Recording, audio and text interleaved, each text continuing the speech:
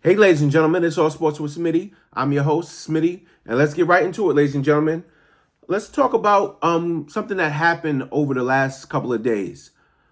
Kyrie Irving got traded to the Dallas Mavericks, and LeBron James broke the all-time scoring record from Kareem Abdul-Jabbar.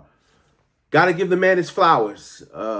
It's a hell of a record to break, and he's still going strong. Don't see him stopping anytime soon. He has at least 2 to 3 years left. That's the way I see it. But Kyrie Irving going to the Dallas Mavericks, ladies and gentlemen. The Dallas Mavericks aren't going to play any defense, but they're going to be able to score. But with Kyrie Irving and Luka Doncic, that's going to be a 1-2 scoring punch. That's going to be pretty good for the NBA. Let's dig into the New York Knicks and their last game. The New York Knicks versus the Orlando Magic. The Knicks win 102-98. Let's go into the stats. Julius Randle had 22 points, 13 rebounds, and 6 assists. Jalen Brunson was 3 for 6 from 3, ladies and gentlemen. 50% from 3, 25 points, proving that he's the best player on the New York Knicks. Yes, indeed, ladies and gentlemen. Best player on the New York Knicks. RJ Barrett chipped in with 15 points. He was 3 for 8 from 3. I need him to take it to the basket a little bit more. Stop shooting a 3. You're not a great three-point shooter anyway. Take it to the basket, RJ Barrett.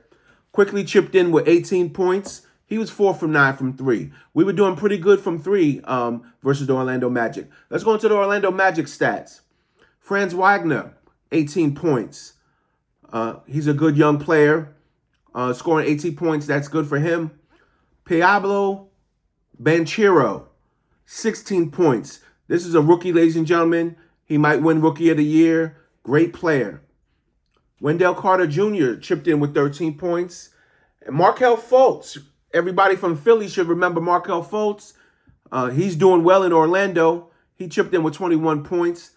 Markelle Fultz couldn't do it in Philly for some reason. I guess the pressure of the Philly fans was just too much for him. But now he's down in Orlando, and he seems like he's gotten to a groove, and he's a little bit more comfortable there in Orlando.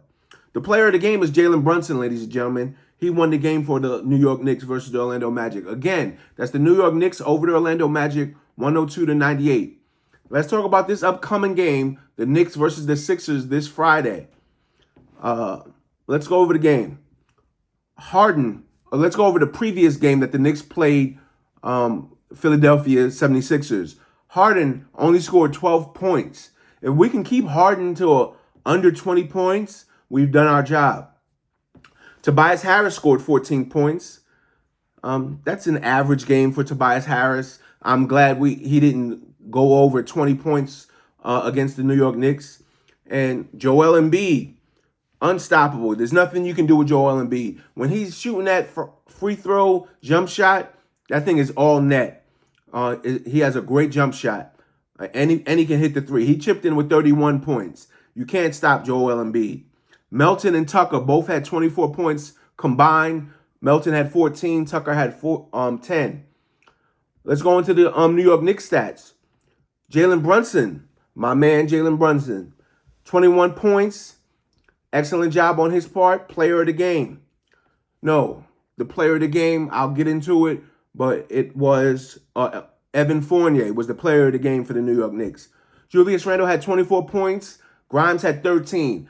Grimes, we need more production out of Grimes. We need to run some plays for him, get him open with his 3, and he's taking it to the basket now, which is a plus for him. We need to run some plays for Quentin Grimes. Get him coming off some screens, some pick and roll action. We definitely need to do that for Quentin Grimes. Evan Fournier, the player of the game, off the bench with 17 points. I believe he had 5 threes. Awesome game on his part. He's a consummate professional, ladies and gentlemen. He hasn't played for a long time. He comes in out of nowhere and gives you 17 points. So great job on his part. Deuce McBride had 14 points for his chip in. Deuce McBride, he's getting comfortable. He's getting more time out on the court. He's hitting that 3. Great job on his part. I might catch that Philly game. I might be in attendance for that Philly game this Friday.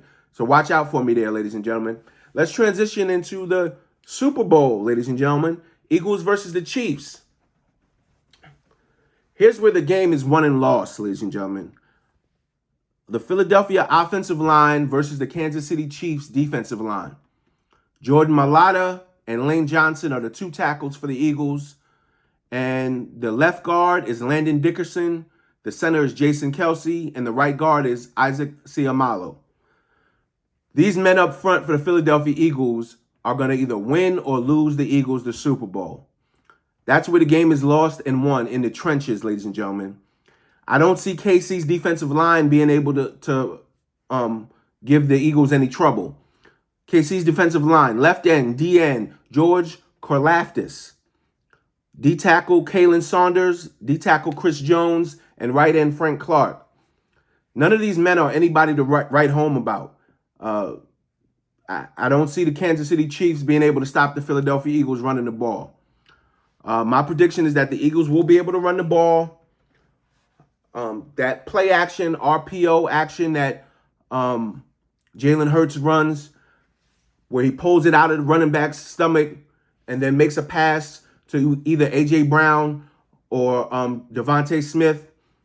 I think it's just going to be way too much for the Kansas City Chiefs. I'm picking the Philadelphia Eagles to win 35-24 over the Kansas City Chiefs. All right, ladies and gentlemen, that's my show. Please like and subscribe. And if you are from Twitter, please let me know that you're from Twitter. All Sports with Smitty, holla at you.